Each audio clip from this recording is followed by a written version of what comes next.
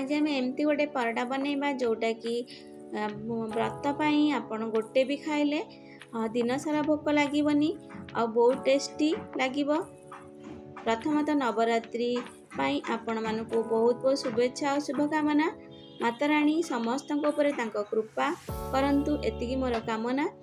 जदि मोर रेसिपीटी भल लगी थाए लाइक शेयर कमेंट करेंगे एवं नुआ थिले मोर चैनल टी सब्सक्राइब करनेबे।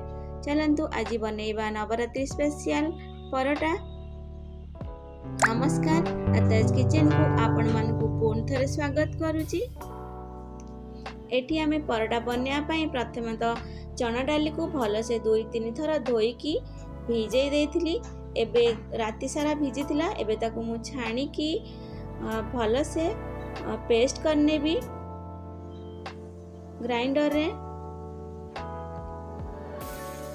भल फ्लेवर पाई आमे एठी अदा 1 इंच दबा आउ जे अनुसार राग खाइबा से अनुसार कंचा लंका दबा। एबे देखंतु एई भली भाबरे मु पेस्ट को करि नेची। एबे हमर पेस्ट बनी जाईची।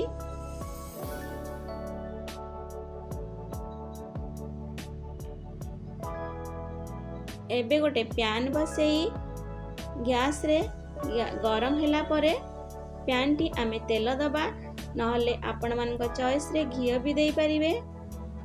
एबे सेतरे किछि हेंगु दबा, एठी आपण जीरा भी दे परिवे। मु एठी जीरा देइनी।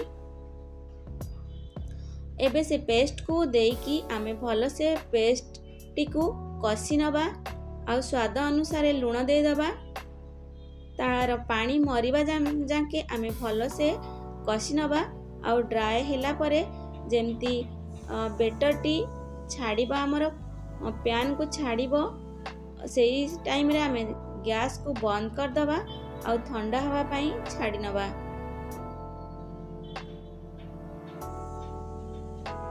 एबे ताकू अलगा जगह को काढी मु भलो से ताकू हाथ रे चकटी चकटी गुंड कर देइजी।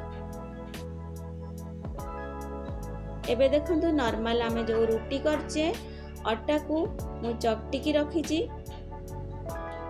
एबे रोटी जेमती करचे सेमती टाइप रो टिके रोटी जाई बड़ बड़ गुळा नै जिबा आ तार मझी को गोटे शेप देकी जेमती आमे मंडा पिठा कर काकरा पिठा कर सेई टाइप रो करिकी स्टफिंग दबा आ ताकू ऊपरू भलो से बंद कर नबा।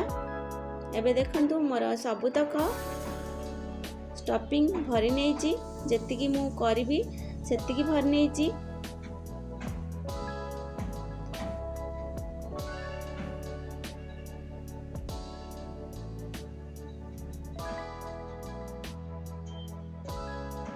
एबे आटा देकी जेमती आमे आलू परोटा बनौचे सेमती भाबरे आमे ताकू बेली नबा।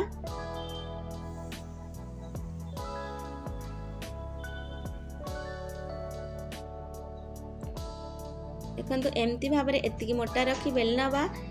एबे तावा गरम होला परे मीडियम फ्लेम रे आमे परोटा को बनैबा। एपड़ सेपड़ करी पकई तापर देखिबा टिके टिके फुली आसला परे आमे सेतरे तेल दबा। तेल जगह रे आपण माने घी भी देई पारंती। एबे हमर प्रस्तुत होई गला नवरात्रि स्पेशल व्रत पाई परोटा, जोटा कि आपण माने गोटे खाइले दिन सारा भी भोक लागबनी। बहुत हेल्दी। आकु आपण माने चटनी संगरे किंबा आलू कषा संगरे जेमती भी खाई परिवे। बिना प्याज रसुण आलू कषा किंबा चटनी संगरे खाई परिवे। मु एठी चटनी संगरे सर्व करूची। देखंतु केते सुंदर परोटाटी मोर हेची।